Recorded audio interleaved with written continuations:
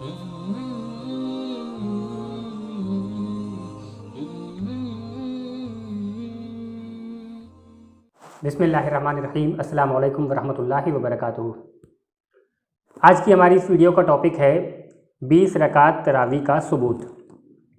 क्योंकि गैर मुक़ल्लिदीन जो कि ख़ुद को अहले हदीस कहते हैं और इंजीनियर अली मिर्ज़ा जैसे लोग, इनका दावा ये है कि तरावी का लफ्ज़ हदीस में कहीं पर भी साबित नहीं है और इस लफ्ज़ को इस्तेमाल नहीं करना चाहिए। हालांकि इसको मुहद्दिसीन ने अपनी किताबों में इस्तेमाल किया है। और इन लोगों का दावा ये है कि जो तरावी है वो 8 रकात होती है और 20 रकात तरावी साबित नहीं है। तो आज की इस वीडियो में हम इंशाअल्लाह ताला 20 रकात तरावी का सबूत आपके सामने सही रिवायतों से पेश करेंगे।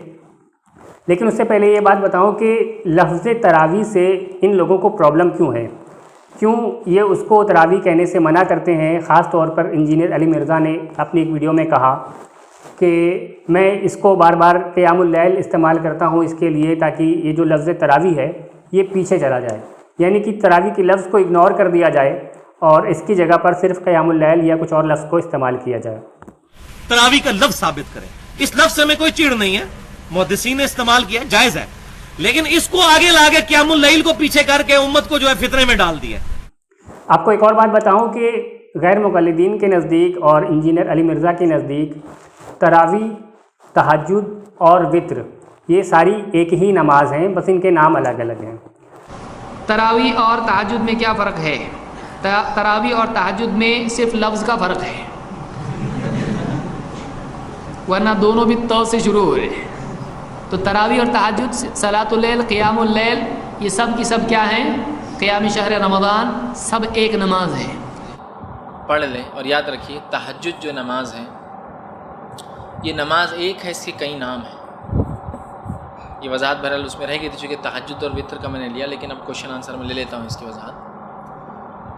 इशा के बाद अगर 8 रकात नमाज पढ़ के उसके बाद वित्र पढ़ी जाती है तो इसको कहते हैं तरावीह।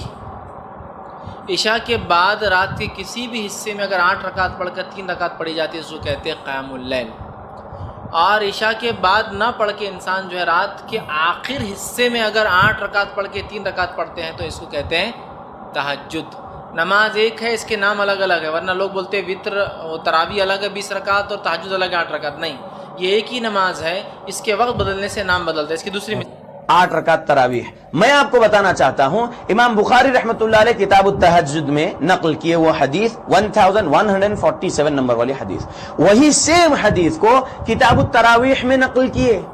नाम अलग है नमाज का, लेकिन नमाज एक ही है, ये समझाना चाहते हैं इमाम बुखारी रहमतुल्लाह अलैह। आपने तो अब क्योंकि इनके नज़दीक तीनों एक ही नमाजें हैं और तरावी जो है वो 8 रकात है और वित्र जो है वो 3 रकात है और वित्र जो है कभी कभी उनके यहाँ 1 रकात पढ़ना भी जायज़ है, तो इस तरीके से इन्होंने एक रास्ता निकाला कि तरावी को भी शॉर्ट करके 1 रकात कर दिया जाए। यानी कि जो तरावी जिसका सबूत रिवायतों में 20 रकात का मिलता है, पहले उसको उन्होंने 8 रकात बनाया ये कह कर के कि तरावी और तहज्जुद एक ही नमाज है। फिर उस 8 को भी 3 बना दिया ये कह कर के कि तरावी और तहज्जुद और वित्र भी एक ही नमाज है और वित्र की नमाज 3 रकात होती है, तो उसको 3 रकात पढ़ लिया जाए तो तरावी भी अदा हो जाएगी, तहज्जुद भी अदा हो जाएगी और वित्र भी अदा हो जाएगी। फिर इन्होंने एक और तरीका इस्तेमाल किया कि वित्र को 1 रकात पढ़ना जायज़ है कुछ रिवायतों में, इसलिए तरावी को 1 रकात भी पढ़ा जा सकता है। तो इस तरह इनके उसूल से तरावी को सिर्फ 1 रकात भी पढ़ा जा सकता है। अगर आप 1 रकात पढ़ लेते हैं तो आपकी तरावी भी अदा हो जाएगी, तहज्जुद भी अदा हो जाएगी और वित्र भी अदा हो जाएगी। मैंने कई साल पहले इस पर वीडियो अपलोड की थी जिसमें ख़ुद अहले हदीस के मौलवियों की ज़ुबानी इस बात का इकरार मौजूद है कि वो तरावी, तहज्जुद और वित्र को एक ही नमाज समझते हैं और वो कहते हैं कि बस इनके नाम अलग हैं, ये सारी की सारी एक नमाज है। आज की जो हमारी वीडियो का टॉपिक है वो ये है कि तरावी 20 रकात है। और उससे पहले मैं ये बता दूं कि तरावी के लफ्ज़ से इन लोगों को प्रॉब्लम क्यों होती है। तो आइए सबसे पहले तरावी के लफ्ज़ की डेफिनेशन जानते हैं कि तरावी किसे कहते हैं। इमाम बदरुद्दीन आइनी अपनी किताब उम्दतुल कारी जिल्द नंबर 11 सफ़ा नंबर 176 पर तरावी की डेफिनेशन लिखते हुए बताते हैं कि तरावी तरवीहा की जमा यानी कि प्लूरल है और तरवीहा 4 रकात के बाद बैठने को कहते हैं। تو امام بدر الدین عینی نے بتایا کہ جو 4 رکعت کے بعد امام وقفہ لیتا ہے، تھوڑی دیر کے لیے بیٹھتا ہے، جس میں ہم لوگ دعا پڑھتے ہیں تراویح کی، اس وقفے کو، اس بیٹھنے کو ایک ترویحہ کہتے ہیں۔ اور عربی میں پہلے سنگولر ہوتا ہے، پھر ڈوئل ہوتا ہے، اور اس کے بعد پلورل فارم آتی ہے۔ جیسے ہم انگلش میں پڑھتے ہیں سنگولر پھر پلورل، یعنی کہ جو ایک سے زیادہ ہے وہ پلورل ہو جاتا ہے۔ ہندی میں ہم پڑھتے ہیں ایک وچن اور بہو وچن، یعنی کہ جو ایک سے زیادہ ہے وہ بہو وچن ہو جاتا ہے۔ لیکن عربی کا معاملہ ایسا نہیں ہے، عربی میں پہلے سنگولر ہوتا ہے اور اس کے بعد ڈائریکٹلی پلورل نہیں ہوتا، بلکہ اس سے پہلے ڈوئل ہوتا ہے۔ ڈوئل کے بعد پھر پلورل آتا ہے کہ جو چیز 2 سے زیادہ ہوگی اس کو پلورل فارم میں رکھا جاتا ہے۔ تو ایک ترویحہ کے بارے میں بتایا امام بدر الدین عینی نے کہ ایک ترویحہ جو کہتے ہیں 4 رکعت کے بعد بیٹھنے کو۔ اب اگر 8 رکعت تراویح پڑھی جائے غیروں کے حساب سے تو 2 ترویحہ ہوں گے، اور 2 ترویحہ کو عربی میں ترویحان یا ترویحین کہا جائے گا۔ اسے تراویح کہنا جائز ہی نہیں ہوگا، کیونکہ امام بدر الدین عینی نے بتا دیا کہ جو تراویح ہے یہ جمع ہے ترویحہ کی، اور جمع کب ہوتا ہے؟ جب 2 سے زیادہ ہوتے ہیں، یعنی کہ ترویحہ جب 2 سے زیادہ ہوں گے تب اس کو تراویح کہنا جائز ہوگا۔ یعنی کہ اس حساب سے ایک ترویحہ 4 رکعت پہ ہوا، دوسرا ترویحہ 8 رکعت پر ہوا، اور تیسرا ترویحہ جب ہوگا تو 12 رکعت کم سے کم ہو جائیں گی، تب اس کو تراویح کہنا جائز ہوگا۔ 8 رکعت کو تراویح کہنا بھی اس حساب سے جائز نہیں ہے، کیونکہ اس کو ترویحان یا ترویحین کہنا پڑے گا عربی کے مطابق۔ اور یہی بات ان کے لیے پرابلم بنتی ہے، کیونکہ اگر یہ تراویح کی ڈیفینیشن کو اور اس لفظ کو مان لیں گے تو پھر ان کو یہ ماننا پڑے گا کہ تراویح کبھی بھی 8 رکعت نہیں ہو سکتی، کم سے کم اگر تراویح ہوگی تو 12 رکعت ہوگی، ورنہ اس کو تراویح کہنا ہی درست نہیں ہوگا۔ قیام اللیل کا جو ایشو ہے، میں یہ لفظ بار بار استعمال کروں گا تاکہ یہ تراویح والا لفظ پیچھے جائے، اس نے زیادہ ایمبیگوٹی کریٹ کی ہے جی۔ وہ تراویح ترویحہ سے نکلا ہے، وہ اتنے نہیں ہوتے تو اتنے ہوتے ہیں، تو پھر پلس مائنس لگا کے رزلٹ۔ اسی لیے یہ لوگ چاہتے ہیں کہ تراویح کو تراویح نہ کہا جائے، کیونکہ اگر اس لفظ پر بات ہو گئی، اس لفظ کی ڈیفینیشن سامنے آ گئی محدثین کے حوالے سے، تو پھر یہ لوگ پھنس جائیں گے اور ان کے پاس کوئی دلیل موجود نہیں ہوگی اپنی بات کو ثابت کرنے کے لیے۔ تو آئیے ہم اپنے موقف کے دلائل آپ کے سامنے پیش کرتے ہیں، کیونکہ ان لوگوں کا یہ نظریہ ہے کہ 20 رکعت تراویح پر کوئی صحیح دلیل موجود نہیں ہے۔ تو آج کی اس ویڈیو میں ہم انشاءاللہ تعالیٰ اس پر اتنے دلائل پیش کریں گے کہ مخالفین کے پاس اس کا کوئی بھی جواب موجود نہیں ہوگا۔ دلیل نمبر 1، امام بخاری کے استاد امام ابو بکر بن ابی شیبہ اپنی کتاب مصنف ابن ابی شیبہ میں جلد نمبر 5 صفحہ نمبر 224 حدیث نمبر 7768 پر روایت نقل کرتے ہیں۔ حضرت ابو البختری سے روایت ہے کہ وہ لوگوں کو رمضان میں 5 ترویحات اور 3 وتر پڑھاتے تھے۔ تو وہ لوگوں کو رمضان میں 5 ترویحات پڑھاتے تھے، اور ایک ترویحہ ہم بتا چکے ہیں کہ 4 رکعت کے بعد بیٹھنے کو کہتے ہیں۔ تو جب 5 ترویحات ہوں گے تو اس کا مطلب 4 × 5 20۔ تو اس طرح سے 5 ترویحات کا مطلب ہوا کہ وہ لوگوں کو 20 رکعت پڑھاتے تھے۔ دلیل نمبر 2 سنیں۔ امام بہقی اپنی کتاب معرفت السنن والآثار جلد نمبر 4 صفحہ نمبر 42 حدیث نمبر 5409 پر روایت نقل کرتے ہیں۔ یزید بن خصیفہ سے روایت ہے کہ حضرت سعید بن یزید کہتے ہیں کہ حضرت عمر فاروق رضی اللہ عنہ کے زمانے میں لوگ 20 رکعت اور وتر پڑھتے تھے۔ اس کی سند بالکل صحیح ہے۔ امام بہقی نے اس روایت کو اپنی سنن الکبریٰ حدیث نمبر 4617 پر بھی نقل کیا ہے۔ سعید بن یزید کہتے ہیں کہ حضرت عمر فاروق رضی اللہ تعالیٰ عنہ کے زمانے میں لوگ رمضان میں 20 رکعت پڑھتے تھے، پھر فرماتے ہیں کہ وہ 100 رکعت والی آیتیں پڑھتے، اور لوگ حضرت عثمان بن عفان رضی اللہ عنہ کے وقت میں اپنی لاٹھیوں کے سہارے کھڑے ہوتے کہ انہیں کھڑے ہونے میں دشواری ہوتی تھی۔ اب اگر کوئی شخص کہے کہ یہ جو روایت ہے وہ ضعیف ہے، تو آئیے اس پر بھی دلیل پیش کر دوں کہ یہ روایت محدثین کے نزدیک صحیح ہے۔ امام نووی اس روایت کے بارے میں اپنی کتاب خلاصۃ الاحکام حدیث نمبر 1961 پر فرماتے ہیں، یہ صحیح سند کے ساتھ ہے۔ امام بدر الدین عینی نے بھی اپنی کتاب عمدۃ القاری میں جلد نمبر 7 صفحہ نمبر 258 پر اس کی سند کو صحیح کہا ہے اور اس کو اجماع کی طرح بتایا ہے۔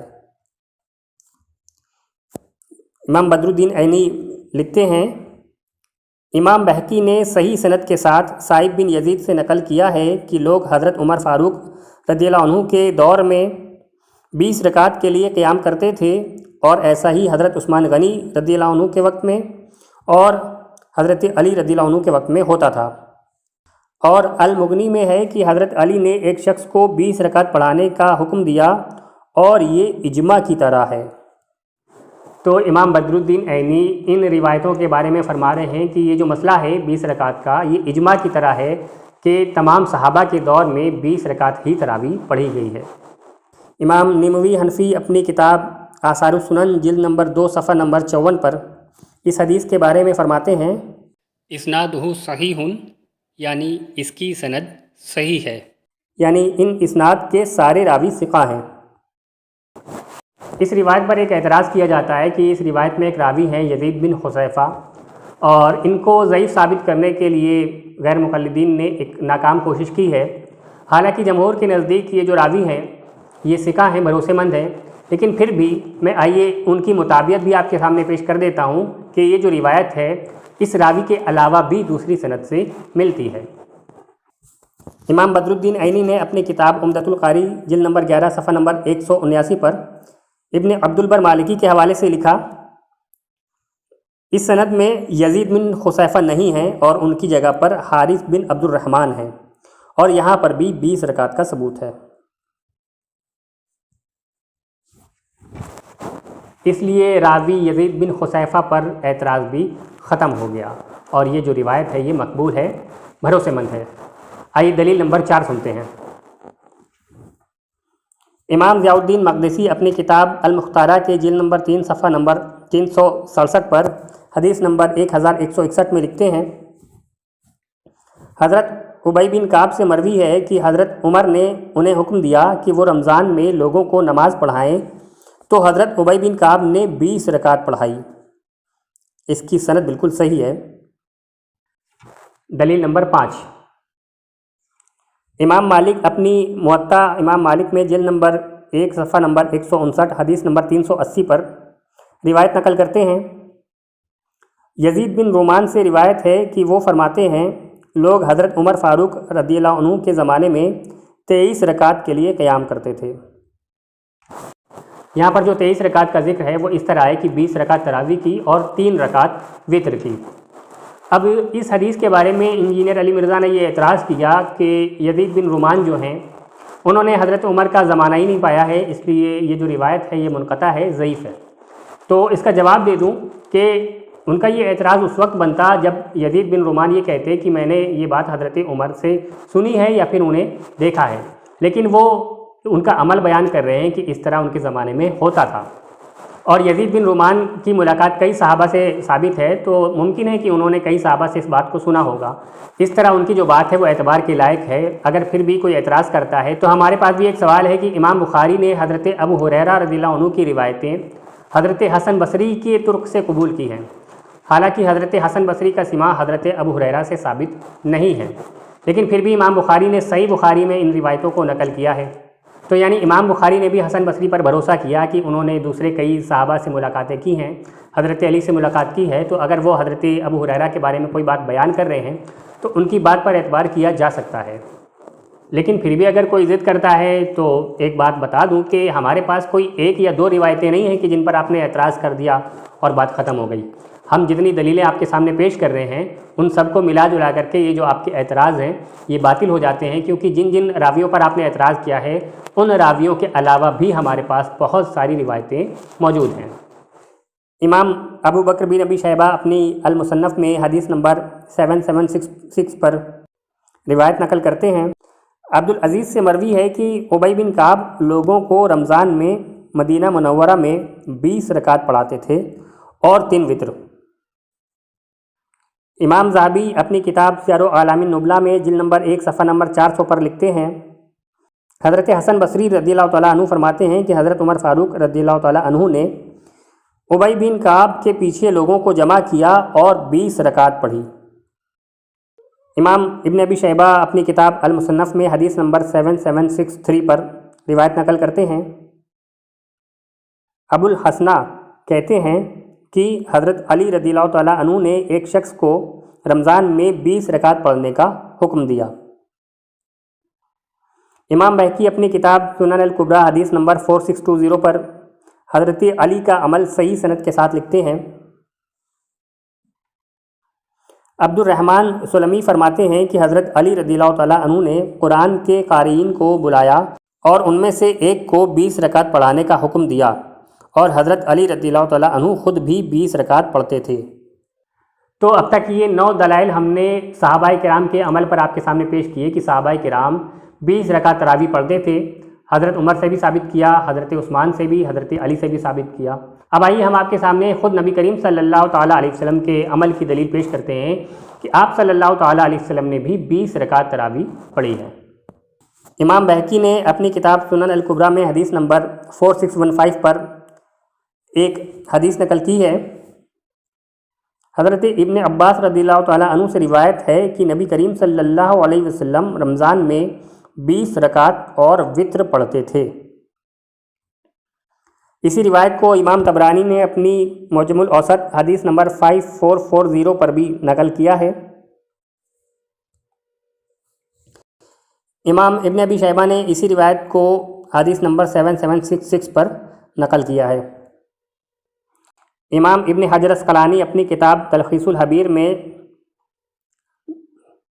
جلد نمبر 2 صفحہ نمبر 45 پر نقل کرتے ہیں۔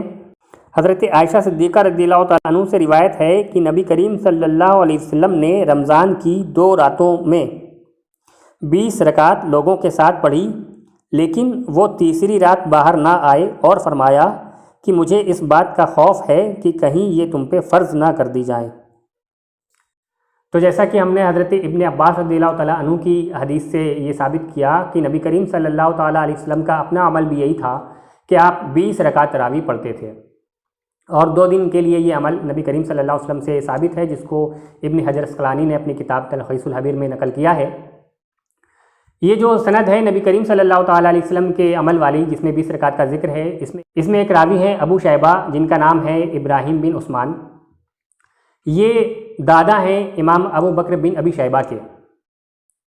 ان کے بارے میں محدثین میں اختلاف ہے، بعض محدثین نے ان کی توثیق بھی کی ہے اور بعض نے ان کو ضعیف بھی کہا ہے۔ تو آپ کو اصول کی بات بتاؤں کہ جب کسی راوی کے بارے میں محدثین میں اختلاف ہو جائے کہ اس کو ضعیف بھی کہا جا رہا ہے اور اس کی توثیق بھی کی جا رہی ہے، تو ایسے راوی کی جو روایت ہوتی ہے وہ حسن درجے کی ہوتی ہے، اور اس راوی کو حسن الحدیث کہا جاتا ہے، یعنی کہ ایسے راوی کی جو روایت ہوگی اس کو مطابعت یا شواہد کے لیے استعمال کیا جا سکتا ہے۔ آئیے اس اصول پر بھی آپ کے سامنے ایک دلیل پیش کر دیتا ہوں۔ علامہ ظفر عثمانی اپنی کتاب قواعد فی علوم الحدیث صفحہ نمبر 75 پر لکھتے ہیں، امام منذری فرماتے ہیں کہ جب کسی حدیث کے راوی ثقہ ہوں اور کوئی ایسا ہو کہ اس کے بارے میں محدثین کی رائے میں اختلاف ہو جائے تو اس حدیث کی سند حسن درجے کی ہوتی ہے۔ تو اصولی طور پر بھی ثابت ہوا کہ یہ جو روایت ہم نے پیش کی ہے نبی کریم صلی اللہ تعالیٰ علیہ وسلم کے عمل پر، یہ روایت بھی حسن درجے کی ہے۔ لیکن پھر بھی اگر ہم تھوڑی دیر کے لیے یہ مان لیتے ہیں کہ یہ جو سند ہے یہ ضعیف ہے، تو آئیے اب میں امام ابو داؤد کا لکھا ہوا ایک اصول آپ کے سامنے بیان کرتا ہوں کہ جب نبی کریم صلی اللہ تعالیٰ علیہ وسلم کے کسی فعل میں کسی طرح کا اختلاف ہو جائے تو پھر جو عمل صحابہ سے ثابت ہے اسی پر عمل کیا جائے گا اور اسی کو راجح رکھا جائے گا۔ امام ابو داؤد اپنی سنن میں حدیث نمبر 1851 پر لکھتے ہیں، اگر نبی کریم صلی اللہ علیہ وسلم کی 2 روایتوں میں تضاد آ جائے تو ہم اس پر عمل کریں گے جو صحابہ سے ثابت ہے۔ تو پتہ چلا کہ محدثین کے نزدیک جو عمل صحابہ سے ثابت ہے اسی پر عمل کیا جائے گا، کیونکہ نبی کریم صلی اللہ تعالیٰ علیہ وسلم سے اگرچہ 20 رکعت ثابت ہے، لیکن مخالفین کو اعتراض ہے کہ اس کی جو سند ہے وہ ضعیف ہے۔ تو اگر آپ اس کو ضعیف بھی مانتے ہیں تو کیونکہ کئی سارے صحابہ سے 20 رکعت کی جو سند ہے وہ ثابت ہے، جس کو محدثین نے صحیح سند کہا ہے، لہٰذا اسی پر ہمیں عمل کرنا چاہیے۔ کیونکہ ظاہر ہے کہ حضرت عمر رضی اللہ تعالیٰ عنہ، حضرت عثمان، حضرت علی رضی اللہ تعالیٰ عنہما، یہ سارے کے سارے لوگ جس پر عمل کر رہے تھے وہ 20 رکعت پر عمل کر رہے تھے، تو انہوں نے ضرور نبی کریم صلی اللہ تعالیٰ علیہ وسلم سے ہی یہ عمل سیکھا ہوگا۔ اپنی طرف سے اس عمل کو ایجاد تو نہیں کیا ہوگا۔ اب آئیے دلیل نمبر 12 آپ کے سامنے پیش کرتے ہیں۔ امام ابو بکر بن ابی شیبہ اپنی مصنف میں حدیث نمبر 7765 پر روایت نقل کرتے ہیں، وکی سے مروی ہے، انہوں نے نافع بن عمر رضی اللہ تعالیٰ عنہ سے روایت کیا، وہ فرماتے ہیں کہ ابن ابی ملیکہ ہمیں رمضان میں 20 رکعت پڑھاتے تھے۔ تو اب تک 20 رکعت تراویح پر ہم 12 دلائل آپ کے سامنے پیش کر چکے، اس کے باوجود انجینئر علی مرزا کہتا ہے کہ 20 رکعت تراویح پر ان لوگوں کے پاس کوئی بھی دلیل مین اسٹریم سے موجود نہیں ہے۔ مین اسٹریم سے اس کی مراد جو ہے وہ سیاستہ ہے، یعنی کہ 6 کتابیں حدیث کی جو دنیا میں مشہور ہیں، بخاری، مسلم، ابو داؤد، ترمذی، ابن ماجہ، نسائی۔ انجینئر علی مرزا کا کہنا ہے کہ مین اسٹریم کتابوں سے ان کے پاس کوئی دلیل موجود نہیں ہے جس میں 20 رکعت تراویح کا ذکر ہو۔ آپ یہ بتائیں 20 والی روایت ہماری مین اسٹریم کی کس کتاب میں ہے؟ بخاری سے لے کے ابن ماجہ تک، الموطا امام مالک بھی بیچ میں شامل کر لیں، مسند احمد بھی شامل کر لیں، لے کے ہیں وہ روایت، یہ لے کے آتے ہیں مصنف ابن ابی شیبہ سے۔ ہم یہ پوچھنا چاہتے ہیں کہ ان کتابوں کو مین اسٹریم کس نے کہا؟ اب آپ کہیں گے محدثین نے، تو پھر ہم یہ کہیں گے کہ پھر انہی محدثین نے جب یہ کہا کہ تراویح جو ہے وہ ترویحہ کی جمع ہے اور ایک ترویحہ 4 رکعت پر ہوتا ہے، یعنی کہ اس حساب سے تراویح کم سے کم 12 رکعت ہو سکتی ہے، اس سے کم میں تراویح ہو ہی نہیں سکتی، اس کو تراویح کہنا ہی درست نہیں ہوگا، اس وقت تو آپ محدثین کی بات نہیں مانتے، پھر تو آپ کہتے ہیں کہ اس لفظ کو استعمال نہیں کرنا چاہیے کیونکہ اس کو محدثین نے استعمال کیا ہے اور حدیثوں سے یہ ثابت نہیں ہے۔ پھر تو حدیثوں سے یہ بھی ثابت نہیں ہوا کہ مین اسٹریم کتابیں کون سی ہیں۔ یعنی جب آپ کا مطلب ہوتا ہے تو آپ محدثین کا حوالہ دے کر کے اپنے مطلب کی بات پیش کر دیتے ہیں، لیکن جب انہی محدثین کی کوئی بات آپ کے خلاف جاتی ہے تو آپ یہ کہتے ہیں کہ محدثین کی بات نہیں ماننا چاہیے۔ یہ کس طرح کی منافقت ہے؟ لیکن پھر بھی آئیے ہم آپ کے سامنے مین اسٹریم کتاب سے بھی ایک دلیل آپ کے سامنے 20 رکعت پر پیش کرتے ہیں، اور وہ کتاب ہے سنن ترمذی۔ یہ بہت مشہور کتاب ہے، مین اسٹریم میں سیاستہ میں اس کا شمار ہوتا ہے۔ آئیے وہاں سے بھی ایک دلیل آپ کے سامنے پیش کرتا ہوں۔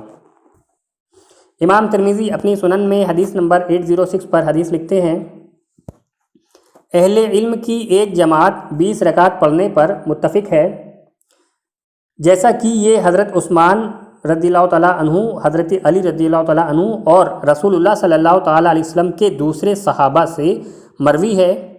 سفیان ثوری، عبداللہ ابن مبارک اور امام شافعی نے بھی یہی کہا ہے۔ امام شافعی فرماتے ہیں کہ انہوں نے مکہ کے لوگوں کو 20 رکعت پڑھتے ہوئے دیکھا ہے۔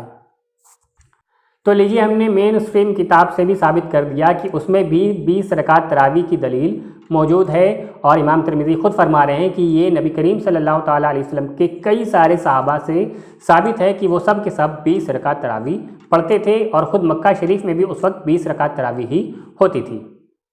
اور مزے کی بات بتاؤں کہ ہر بات میں بخاری کی رٹ لگانے والے لوگ، ان کے لیے اسپیشلی میں امام بخاری کا حوالہ آپ کے سامنے پیش کرتا ہوں کہ امام بخاری کے نزدیک تراویح کی جو رکعتیں ہیں وہ کتنی ہیں، پھر ہمیں پتہ چلے گا کہ یہ لوگ واقعی امام بخاری کو مانتے بھی ہیں یا بس اپنے مطلب کے لیے مانتے ہیں۔ امام بخاری اپنی کتاب الکنہ میں صفحہ نمبر 28 پر لکھتے ہیں، ابو الخصیب کہتے ہیں کہ سوید بن غفلہ ہمیں رمضان میں 20 رکعت پڑھاتے تھے۔ تو امام بخاری سے بھی ثابت ہو گیا کہ ان کے نزدیک بھی تراویح جو ہے وہ 20 رکعت ہے۔ حضرت سوید بن غفلہ کے بارے میں جو امام بخاری نے لکھا ہے، تو ان کے بارے میں بتا دوں کہ یہ کبار تابعین میں سے ہیں۔ نبی کریم صلی اللہ تعالیٰ علیہ وسلم سے ان کی ملاقات نہیں ہو سکی کیونکہ جس دن یہ مدینہ شریف تشریف لائے تھے اس دن نبی کریم صلی اللہ علیہ وسلم کی تدفین ہو چکی تھی، لیکن یہ بڑے تابعین میں سے ہیں کہ انہوں نے بہت سارے صحابہ سے ملاقات کی ہے، اور حضرت عبداللہ بن مسعود اور حضرت علی رضی اللہ تعالیٰ عنہ کے ساتھ رہتے تھے۔ تو ہم نے یہاں پر 14 دلائل پیش کیے 20 رکعت تراویح پر، اس میں امام ترمذی بھی شامل ہیں، امام بخاری بھی شامل ہیں، اور امام بخاری کے جو استاد ہیں امام ابو بکر بن ابی شیبہ وہ بھی شامل ہیں۔ اب غیر مقلدین، نام نہاد اہل حدیث اور engineer Ali Mirza and company کے تمام لوگوں کو میں اس بات کا چیلنج کرتا ہوں کہ آپ کوئی ایسی 2 روایتیں بھی لے آئیں کہ جس میں 8 رکعت کو تراویح کہا گیا ہو، محدثین نے اس پر تراویح کا اطلاق کیا ہو، کوئی بھی ایسی روایت لے آئیں کہ وہاں پر اس کو تراویح کہا گیا ہو۔ اور آپ کو بھی پتہ ہے کہ آپ کبھی نہیں لا سکتے کیونکہ 8 رکعت کو تو عربی کے مطابق تراویح کہنا ہی درست نہیں ہے۔ اس لیے آپ کو ہمارا چیلنج ہے کہ آپ کسی بھی کتاب سے کوئی معتبر دلیل لے کر کے آئیں، صرف 2 روایتیں لے آئیں کہ جہاں پر 8 رکعت کو تراویح کہا گیا ہو، کیونکہ آپ جو بھی روایتیں پیش کرتے ہیں کہ نبی کریم صلی اللہ علیہ وسلم راتوں کو 8 رکعت پڑھتے تھے، محدثین کے نزدیک وہ تراویح نہیں ہے بلکہ تہجد ہے، یہ آپ کی منمانی ہے کہ آپ نے 8 رکعت کو اپنی طرف سے تراویح کا نام دے دیا۔ اس لیے آپ کوئی ایسی صریح دلیل لے کر کے آئیں جہاں پر 8 رکعت کا ذکر بھی ہو اور اس 8 رکعت کو تراویح بھی صاف لفظوں میں کہا گیا ہو۔ اور انجینئر علی مرزا کے مطابق ہم بھی یہی کہتے ہیں کہ ٹائم قیامت تک ہے۔ اس ویڈیو کو زیادہ سے زیادہ لائک کریں، چینل کو سبسکرائب کریں، اپنے دوست احباب کو شیئر کریں، ہو سکتا ہے آپ کے ذریعے کسی کی اصلاح ہو جائے۔ السلام علیکم ورحمۃ اللہ وبرکاتہ۔